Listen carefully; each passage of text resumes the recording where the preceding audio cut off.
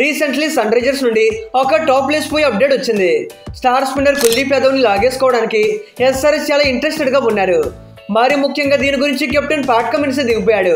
ఎలాగైనా టీంలోకి తెచ్చుకోవాలి అని కుల్దీప్ ని ఒప్పిస్తున్నారు. అసలు దీని మ్యాటర్ ఏంటి?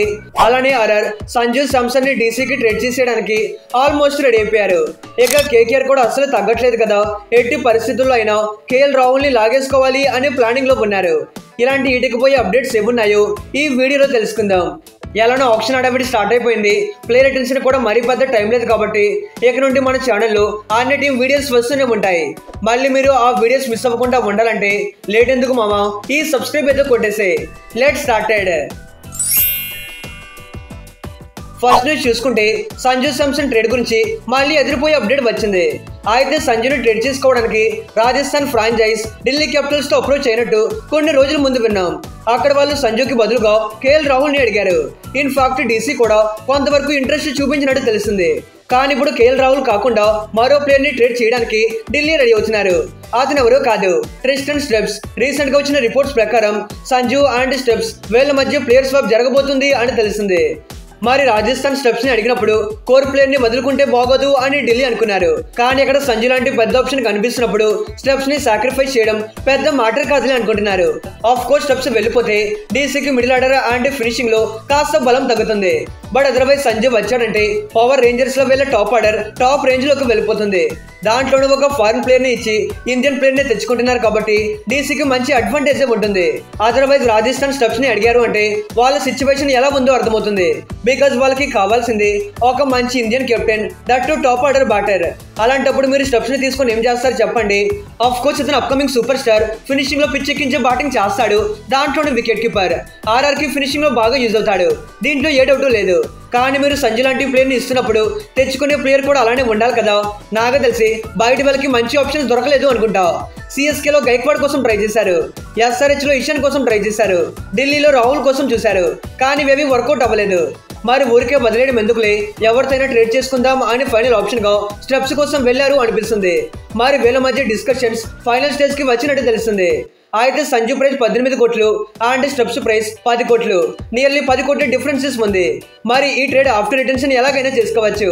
లేదు రిటెన్షన్ ముందే చేయాలి అంటే ఢిల్లీ 8 కోట్లు వర్తున్న మరో ప్లేయర్ ని కూడా ఇవ్వాలి. మోస్ట్లీ ఆఫ్టర్ రిటెన్షన్ తర్వాతే జరగచ్చు. అయితే మరికొన్ని డేస్ లో దీనిపైన ఒక బిగ్ న్యూస్ చూసే ఛాన్సెస్ లేకపోలేదు. రియల్లీ సంజు ఢిల్లీకి వస్తే అసలు మామూలుగా ఉండదు. ఇక సెకండ్ అప్డేట్ ఏంట్రా అని చూసుకుంటే అభిషేక్ నాయర్ కేకేఆర్ కి కొత్త హెడ్ కోచ్ గా రాబోతున్నాడు అని కొన్ని రోజుల ముందు వీడియో చేశాను. ఫైనలీ ఇదే నిజమైంది. అతని మా హెడ్ కోచ్ అంటూ కేకేఆర్ అఫీషియల్ గా అనౌన్స్ చేశారు.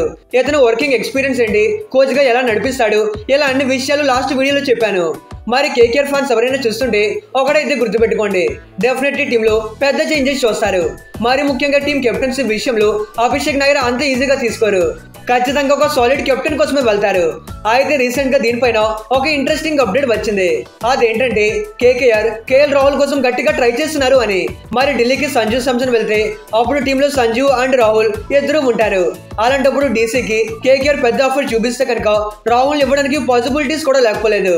ఇప్పుడు కేకేఆర్ ఎలా ఉన్నారంటే కేఎల్ రాహుల్ ని తెచ్చుకోవడం కోసం Andre Russell, Ramandeep Singh and Venkatesh Iyer ఇలాంటి టాప్ ప్లేయర్స్ ని కూడా సాక్రిఫైస్ చేయడానికి రెడీగా ఉన్నారు. అంటే అందరినీ కాదనుకోండి, దీంట్లో డీసీకి అవసరమైన ప్లేయర్స్ ని ఇవ్వడానికి రెడీగా ఉన్నారు. మరి స్టెప్స్ వెళ్ళిపోతే డీసీకి ఫినిషింగ్ లో ఒక క్వాలిటీ బ్యాటర్ కావాలి. ఇన్ కేస్ స్టార్క్ ని రిలీజ్ చేస్తే ఒక పవర్ ప్లే బౌలర్ అవసరం కూడా ఉంటుంది. So Andre Russell and Vaibhav Arora ఇలాంటి ప్లేయర్స్ ని అడగొచ్చు. ఈవెన్ రసెల్ రిటెన్షన్ పైన కేకేఆర్ కొంత డౌట్ఫుల్ గానే ఉన్నారు. డీసీ గట్టిగా అడిగితే ఇవ్వడానికి మరీ పెద్ద ఆలోచించకపోవచ్చు. బికాస్ కేకేఆర్ కి ఒక వికెట్ కీపింగ్ కెప్టెన్ మ్యాండేటరీ. దాంట్లో కేఎల్ రాహుల్ కోసం అయితే అస్సలు ఆగరు. మరి రిటెన్షన్ కి ఎంతో టైం లేదు కాబట్టి ఏదైనా జరగచ్చు. మీరైతే అభిషేక్ నాయర్ గారి కోచింగ్ లో ఒక కొత్త కేకేఆర్ ని చూస్తారు. ఇక కేఎల్ రాహుల్ టీంలోకి వస్తే ఎలా ఉంటుందో let me know in the comments. ఇక థర్డ్ అప్డేట్ చూసుకుంటే లక్నో టీం వాళ్ళ కోచింగ్ స్టాఫ్ లో ఒక పెద్ద చేంజెస్ చేయబోతున్నారు. అదే కొత్త హెడ్ కోచ్ ని తెచ్చుకోవాలి అనే ప్లానింగ్ లో ఉన్నారు.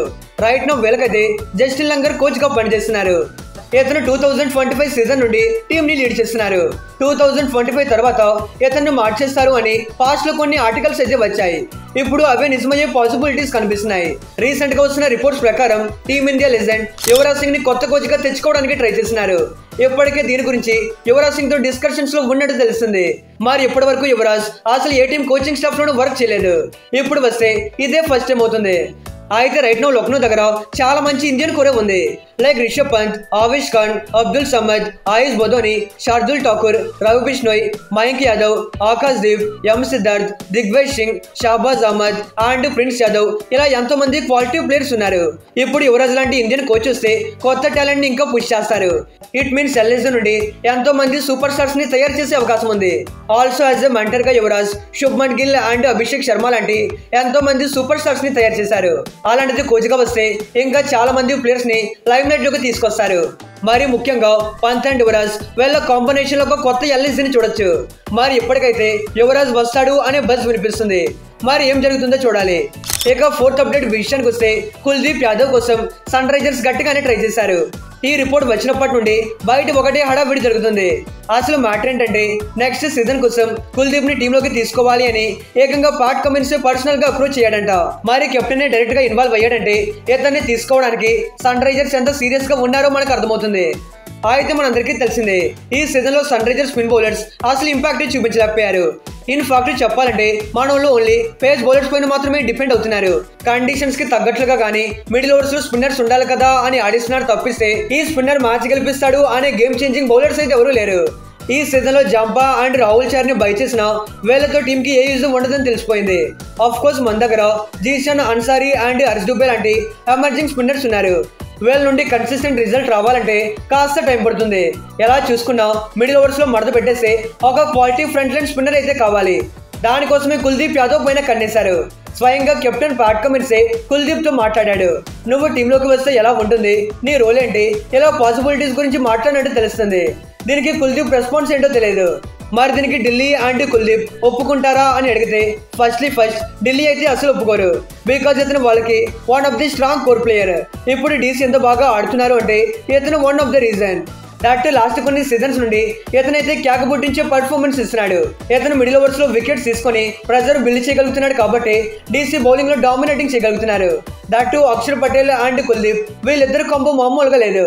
ఇతను వెళ్ళిపోతే టీంలో కాంబినేషన్స్ అన్ని మళ్ళీ చేంజ్ అయిపోతాయి. సో డీసీకి వదులుకోవాలి అనే ఇంటెన్షన్ లేదు. మరి ట్రేడ్ పాసిబిలిటీస్ ఉన్నాయంటే ఆఫ్ కోర్స్ ఉన్నాయి. సన్ రైజర్స్ ఢిల్లీతో డైరెక్ట్ గా ట్రేడ్ ఆఫర్ పెట్టి అడగాలి. దానికి వాళ్ళు ఊరుకోరు కదా. కుల్దీప్ ని మీకు ఇచ్చేస్తాం, మాకు హెడ్ ఇచ్చేసండి అంటారు. ఎందుకంటే డీసీకి ఒక ఎక్స్ప్లోజివ్ ఓపెనింగ్ బ్యాటర్ కావాలి కాబట్టి వాళ్ళు ఇలాంటి ప్లేయర్స్ ని డిమాండ్ చేస్తారు. ఇక్కడ అడిగితే ఇవ్వడానికి ఎస్ఆర్స్ రెడీగా లేరు కదా. ఏదో షమీ లాంటి ప్లేయర్స్ అయితే ఓకే కానీ హెడ్ క్లాస్ అంటే ఎలా చెప్పండి. ఢిల్లీ కాదులే పోనీ కుల్దీప్ పైన ఒప్పుకుంటాడంటే మరి 4 సీజన్స్ గా ఈ ఫ్రాంచైజ్ ఆడుతున్నాడు. దాంట్లోనూ లాస్ట్ సీజన్ లో నమ్మి రిటైన్ చేసుకున్నారు కాబట్టి అంత ఈజీగా ఒప్పుకోకపోవచ్చు. కానీ సన్ రైజర్స్ టీంలో అతనికి ఇంకా గ్రో అవడానికి ఒక స్కోప్ చూపించి ఎక్కడికి వస్తే ఇంకా రికగ్నైజ్ దొరుకుతుంది. మన బ్రాండ్ ఆఫ్ క్రికెట్ ఎలా ఉంటుంది అని చెప్పి ఒప్పించాలి. ఇంకా ఇక కుల్దీప్ నేను సన్ రైజర్స్ లోకి వెళ్ళిపోతానని వదిలేయండి అని తప్పిస్తే బయటకు వచ్చే ఛాన్సే లేదు. మరి ఈ రిటర్న్షన్ కి ఇంకా జస్ట్ 13 రోజులు మాత్రమే టైం ఉంది కాబట్టి ఏదైనా జరగచ్చు. ఇక ఇది గైస్ కుల్దీప్ ఎస్ఆర్స్ కి వస్తే ఎలా ఉంటుందో let me know in the comments. మన ఛానల్లో అన్ని టీమ్స్ కి సంబంధించి టార్గెట్ ప్లేయర్స్ వీడియోస్ వస్తూనే ఉంటాయి. మీరు ఆ వీడియోస్ అవి మిస్ అవ్వకుండా ఉండాలంటే వై లేట్ మావా ఆ సబ్స్క్రైబ్ ఏదో కొట్టేసే. Okay friends, bye, thanks for watching.